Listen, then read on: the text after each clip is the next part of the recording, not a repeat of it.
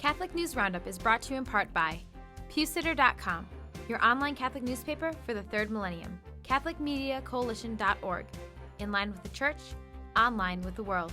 And TheAmericanCatholic.com, politics and culture from a Catholic perspective.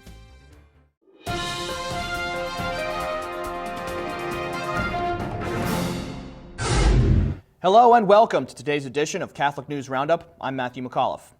Personhood Compromised.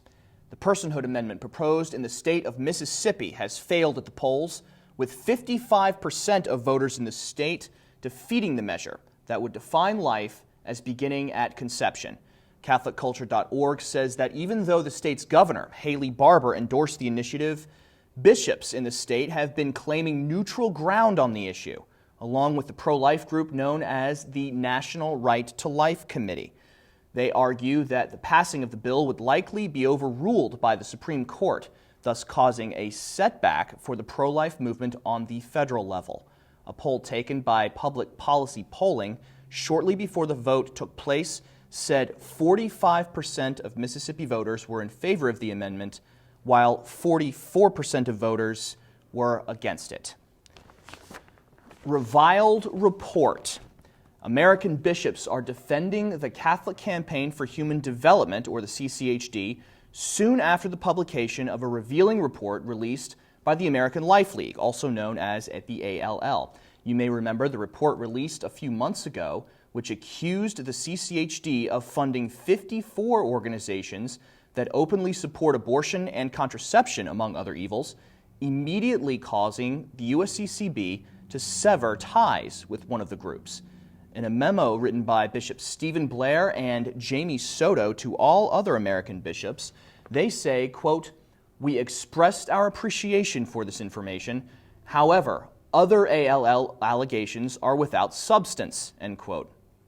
However, Media Director of ALL, Michael Hitchborn, points out that the USCCB may be a little too vague in addressing their report's concerns by saying, quote, "They don't go into any of the information we have in our report. They just say it's wrong." Occupy child abuse. Occupy Wall Street protesters are now demonstrating that they have no problem putting young children in danger, using them as blockades in potentially violent situations. A witness who took video of the incident told Cybernet News Service 2 4-year-old children were seated in a wagon and part of a blockade, along with trash cans and recycle bins that was placed at a convention center entrance in Washington, D.C. In the video, physically violent and profane exchanges take place over the blockade, putting the children in danger as their mother carelessly stands by, focusing her efforts on cursing at police. Later that night, also caught on tape, the same 2 children were seen being used to help block traffic at a crosswalk right in front of a parking garage, while a large sedan turned out onto the street, almost hitting the wagon the kids were sitting in. You can take a look at the video and read the article about this incident on our resource page by clicking the link on this page. Stay with us. We'll be back in just a few seconds. Catholic News Roundup is brought to you in part by NewOxfordReview.org, the voice of Catholic Orthodoxy, in print and on the web, and RenewAmerica.com, expanding the influence of America's grassroots in the cause of freedom. Godless Politics. Democrats don't bother much with God, according to new information from Gallup. The latest data published earlier this week says 52% of those from the liberal-leaning parties say they seldom or never go to church, while 40% of Republicans say they go weekly. It is also being reported that 42% of Americans are calling themselves conservatives, compared to the 21% professing to be liberals. It also should be noted that 37% of U.S. citizens describe themselves as moderates. Sunday, Sunday, Sunday. An abortion clinic in Orlando, Florida is further degrading the life of children in the womb by offering a discount on abortions on Sundays, as though it were running a fire sale special for new tires. LifeNews.com reports the coupon can even be used towards credit for a future abortion, which can be performed up to the 24th week of the child's gestation.